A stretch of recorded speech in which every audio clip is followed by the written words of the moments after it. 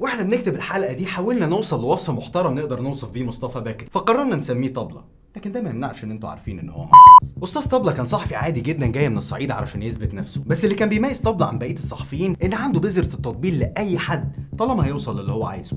مثلا علاقته بمعمر القذافي، لو حصل ده لمواطن ليبي معمر القذافي هيقعد ساكت؟ هيقلب الدنيا. لا، ما احنا مش هنقعد ساكتين. هيقلب الدنيا. انا عايز اقول لك انه انا شايف ان احنا مش هنقعد ساكتين. هيقلب الدنيا. لا اريد ان اعدد ماذا فعل القذافي من اجل مصر، ولكني اقول للشهادة وللتاريخ: حاكما مثقفا قوميا عروبيا يدافع عن كرامته مرفوع الرأس والهامة، تحدثونني عن الأخطاء ومن منكم بلا خطيئة. بكري كان عنده جريدة اسمها مصر الفتاة، وكلنا عارفين ان معمر القذافي كان عامل كتاب اسمه الكتاب الاخضر. اللي حصل بقى ان بكري كان بيوزع الكتاب الاخضر ده مع الجريدة كملحق صغير. الناس بتقول ان دي صفقة بين بكري ومعمر القذافي، بس احنا مش هنقول زي الناس، احنا هنقول لكم اللي حصل بالظبط. في مذيعة اسمها جيهان سليمان، المذيعة دي اكتشفت ان بكري عنده قصر في 6 اكتوبر بيقدر ب 22 مليون جنيه. احنا موجودين دلوقتي في مدينة 6 اكتوبر قدام قصر مصطفى بكري باشا.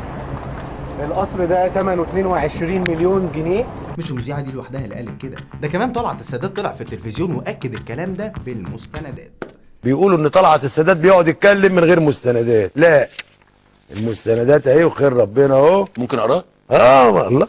ده انت مقدم فيه كسب غير مشروعي، تضخمت ثروته بشكل كبير على النحو التالي: شقه 135 متر بالمعادي، شقه بمدينه 6 اكتوبر باسمه، 200 متر ارض سكنيه بحلوان باسم، منزل 3 ادوار 1700 متر مربع بمدينه 6 اكتوبر باسم. خلينا ما نصدقش كل الكلام ده ونصدق ان جريده مصر الفتاه اللي محدش كان بيشتريها هي اللي جابت لبكري فلوس القصر. انا كل ده بمهد لكم اللي هتشوفوه في الحلقه دي، لان بكري عنده قدره رهيبه انه يغير مواقفه 180 درجه ويطلع يتكلم بثقه ولا كانه غير اي حاجه. وقبل ما ندخل في الكلام التقيل كله، عايزكم تركزوا قوي في الفيديو اللي جاي ده. انا مواقفي السياسيه ما بتتغيرش ولا بتتبدل.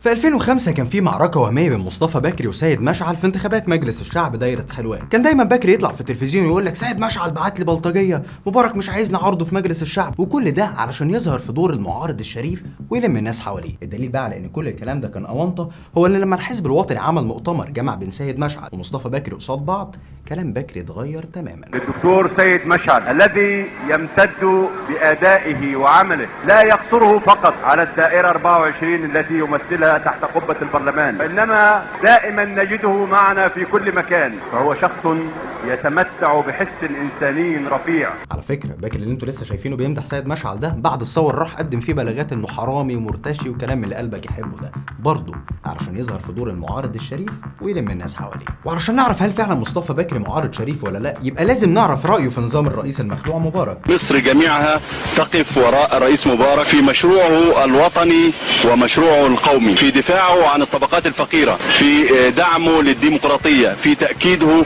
الدائم والمستمر وتبنيه لحرية التعبير وحرية الصحافة. عدت الأيام لحد ما بدأت ثورة يناير، طبعا أي معارض شريف زي الأستاذ مصطفى بكري كان لازم يبقى من الصفوف الأولى في ميدان التحرير. أنا طالع قود مظاهرة دلوقتي، كان حدث أحداث 28 فبراير بالليل، 28 يناير بالليل، وكنت 29 يناير يوم السبت نزلت وقفت في شارع رمسيس وهتفت يسقط حسني مبارك. الكلام اللي بكري لسه قايله ده كان بعد تنحي مبارك. تعالوا بقى نشوف وقت الثورة كان بيقول ايه. مع بداية ثورة 25 يناير مصطفى بكري، ولا تعالوا نرجع شوية لقبل الثورة، في انتخابات الرئاسة 2005 بكري كان عامل اعلانات للمخلوع مبارك في جريدته جريدة الاسبوع. مبارك القيادة والعبور مستقبل نتقدم من افخام السيد الرئيس محمد حسني مبارك راعي النهضة التنموية تشهدها مصر والى شعب باصدق التهاني بمناسبة اعياد اكتوبر. مش بس كده، ده كمان في 2007 كان عامل حوار كبير مع المخلوع مبارك بيوضح قد ايه المخلوع كان مؤيد لحرية الصحافة. معلومة صغيرة بس، بكري مسح كل ارشيف جريدة الاسبوع علشان محدش يجيب الكلام اللي بنقوله ده، بس احنا جبناه. التقيل بقى ان بكري كان بيسافر على طيارة المخلوع مبارك شخصيا. النظام راضي عنك،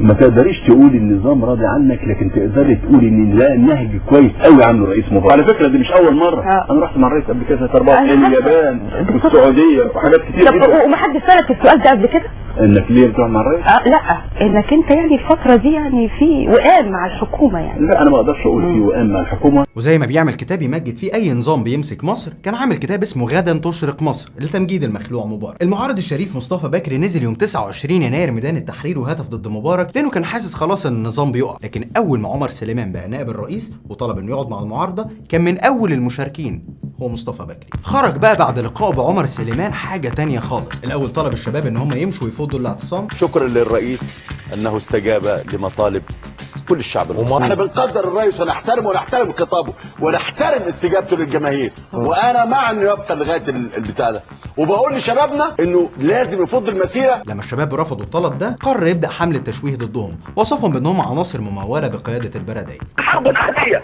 تدمر مصر وفوضى خلاقه لصالح اسرائيل ولصالح امريكا، فنحن نختار ان يبقى الرئيس 4 أشهر ثم بعد ذلك لا يقدم اي ترشيح، وقد وعد بذلك بالامس. وقبل التنحي بيوم كان بيقولها صراحه اللي الموجودين دول عناصر اجنبيه وبلطجيه وبياكلوا كنتاكي. اسرائيل تحتاج ان ترفع الاسطول الامريكي في الممرات.